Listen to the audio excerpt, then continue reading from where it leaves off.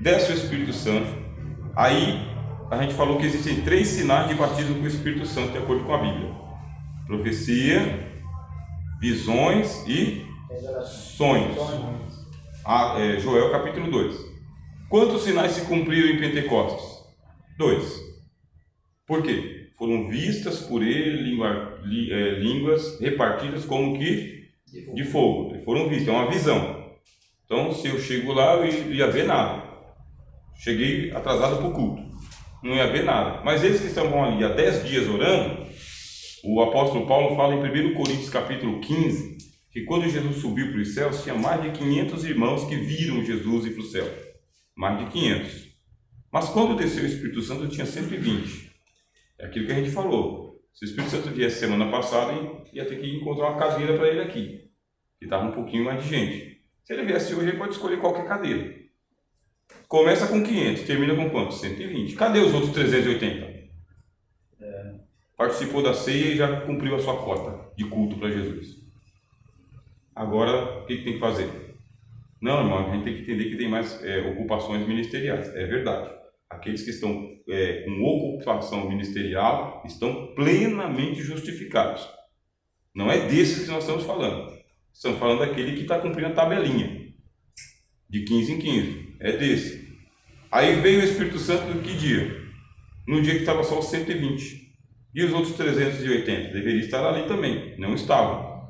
Aí veio sobre eles o Espírito Santo, 2 sinais se cumpriram. Visão, que Joel falou, terão visões e profecias. 2 sinais, profecias. Aí veio um terceiro sinal, que é um sinal que Jesus tinha dito: falarão em novas línguas. Veio esse sinal. Jesus disse: falarão em novas línguas. Aí esse sinal que não foi previsto por Joel estava presente também ali no cenáculo. E começaram a falar em línguas conforme o Espírito Santo lhes concedia o que falassem. Mas que sinal é aquele? Não são as línguas estranhas, irmãos. Não são as línguas estranhas. A gente tem que ter a doutrina do jeito que a Bíblia ensina. Tem que inventar a doutrina. Quais são as línguas que eles falavam? Aí o próprio livro de Atos fala: nós os ouvimos falar na nossa própria língua. Partos, medos, elamitas, pessoal de Roma, pessoal da Babilônia, pessoal que estava ali de todas as nações do mundo, diz o livro de Atos, né? Todas as nações estavam ali e diziam: não são esses homens galileus? E como nós os ouvimos falar na nossa própria língua? Eles falavam nas línguas humanas de outras nações, mas conforme o Espírito Santo lhes concedia que falassem. É o que diz a Bíblia. É o Espírito Santo que trouxe este dom. É um dos dons do Espírito Santo, que é o dom que o Senhor Jesus falou lá: e falarão novas línguas. Além deste dom do Espírito Santo, de falar em línguas humanas pelo Espírito Santo, existe o dom de línguas estranhas, que não está ali em Atos. Está onde? 1 Coríntios capítulo 14.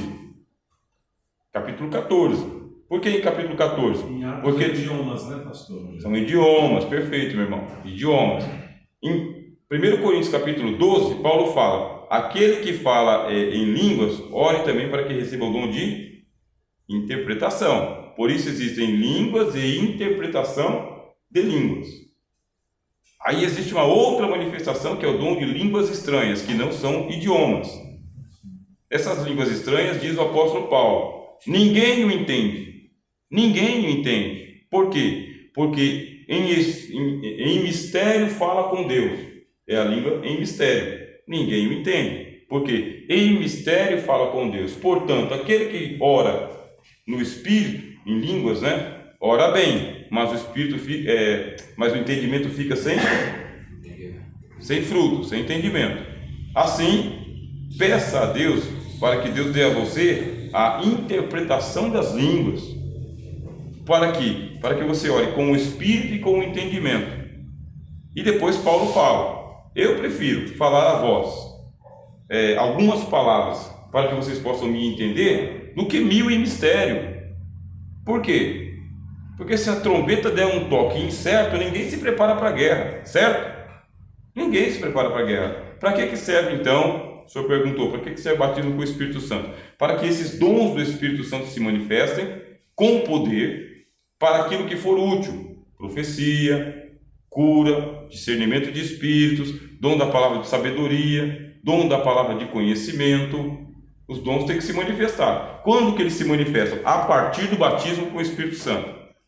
Então, foi batizado com o Espírito Santo, se manifestam os dons, que pode ser essa tabela existe aqui, pelo menos 4 tabelas de dons, tá? Vou colocar para os senhores aqui. Tem uma tabela de dons que é 1 Coríntios, capítulo 12, é uma tabela. Tem outra tabela de dons que está em Romanos, capítulo 12. Outra tabela de dons que está em Efésios, capítulo 4. 3 tabelas de dons. Deixa eu ver se eu lembro de outra. São 3 tabelas mesmo. O que eu falei de tabela? É porque aqui existem 9, tá bem? Aí aqui em Romanos, se eu não me engano, tem mais uns 6 ou 7, não lembro direito, tá bem? E aqui tem os dons ministeriais, os 4 ministérios: profetas, apóstolos, profetas, evangelistas, pastores e doutores. Mais 5 aqui. Aqui tem o dom de socorro, por exemplo, dom de socorro, dom de ensino, que tem aqui, que falta aqui. Quer dizer, eu tenho essa tabela de dons aqui para dizer, se manifestar um só dom, um só, é sinal de que o senhor é batizado com o Espírito Santo. Um só. Não precisa se manifestar todos. Um só. Qual deles? Visão é um dom. Sonho profético é outro. Profecia é outro. Línguas é outro. Interpretação, outro. Discernimento de espíritos, outro. Palavra de sabedoria, outro. Palavra de conhecimento, outro. Dons de curar, outro. Milagre, né? Que é o de fazer sinais, né? Milagre, outro. Dom da fé, outro. Ensino, outro. Governo, que é liderança, outro. Socorro, outro dom.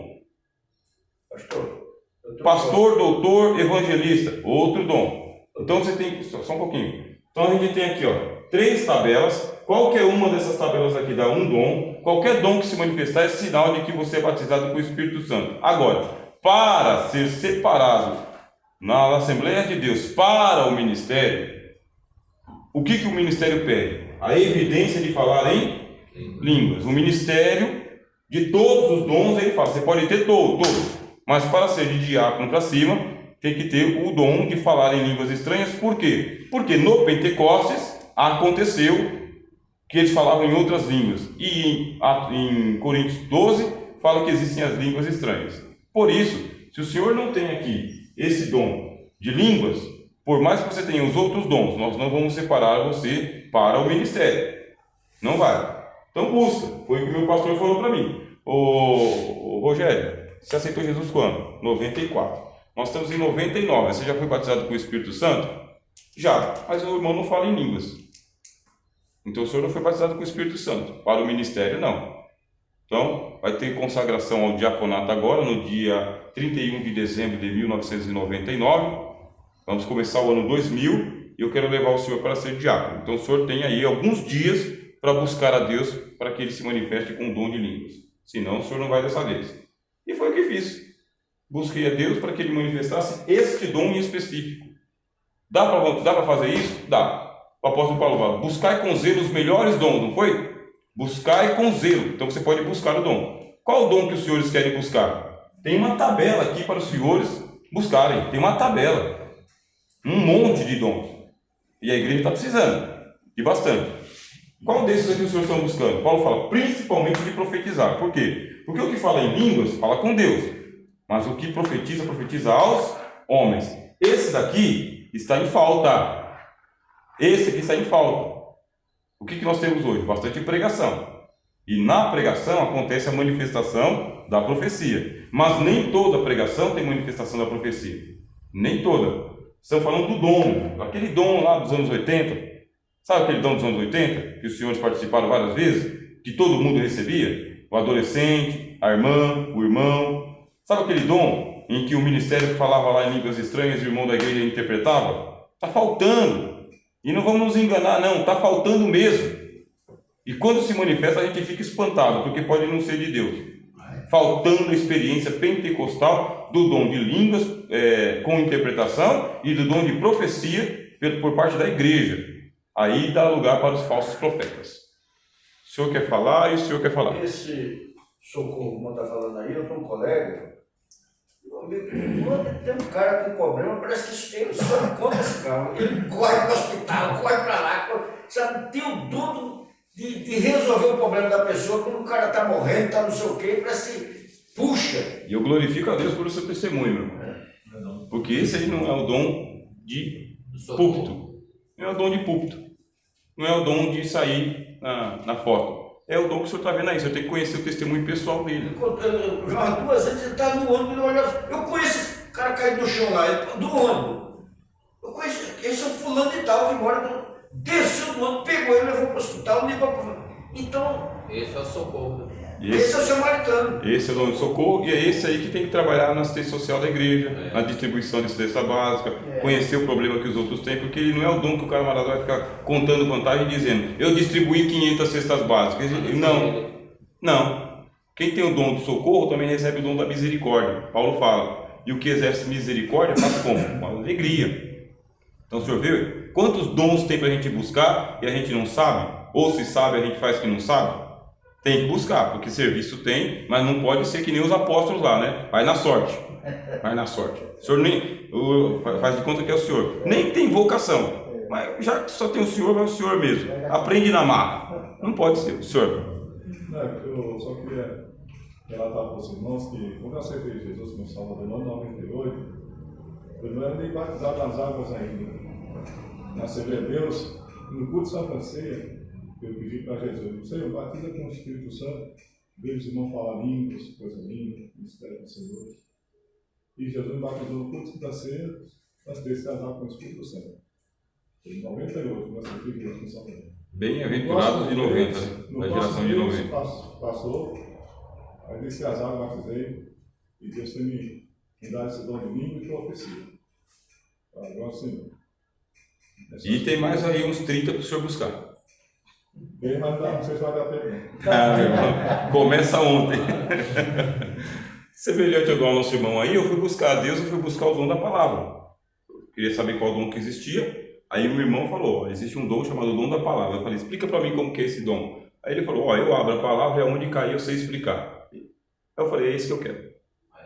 Aí fui buscar a Deus, busquei bastante a Deus, e um dia o Senhor Deus me deu uma visão, recebi o dom em uma visão.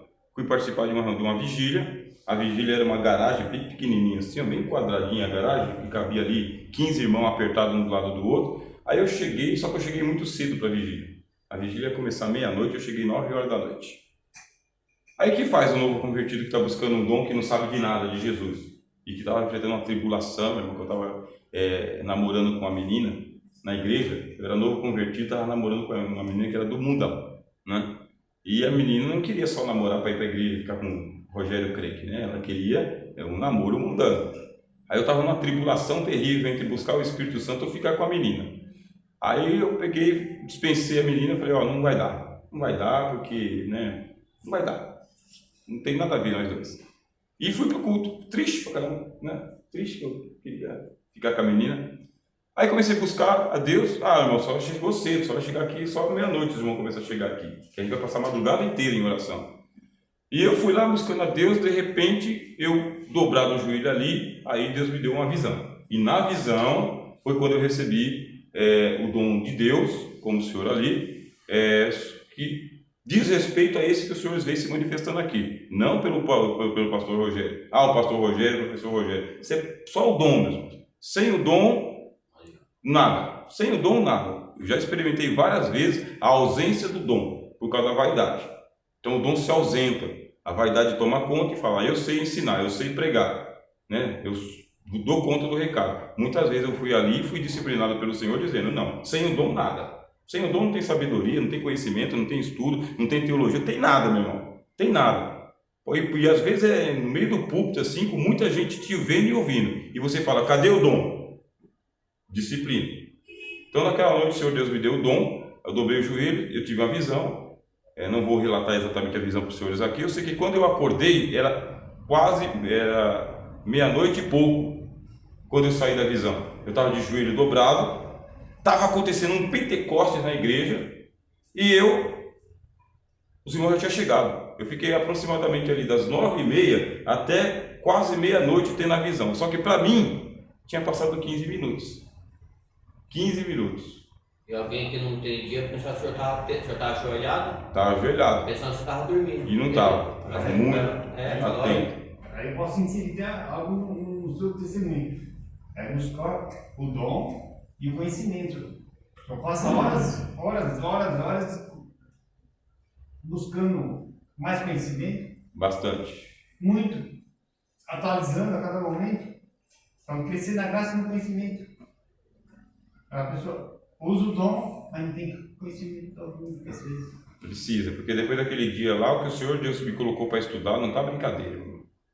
Colocou gente boa para me ensinar, muitos mestres colocou para me ensinar, muita gente simples, e a gente continua assim, com as pessoas simples, com os mestres, mas sempre aprendendo, nunca tendo procurando nunca ficar vaidoso por causa disso aqui. Porque o apóstolo Paulo fala, para que a excelência do poder seja de Deus e não de nós.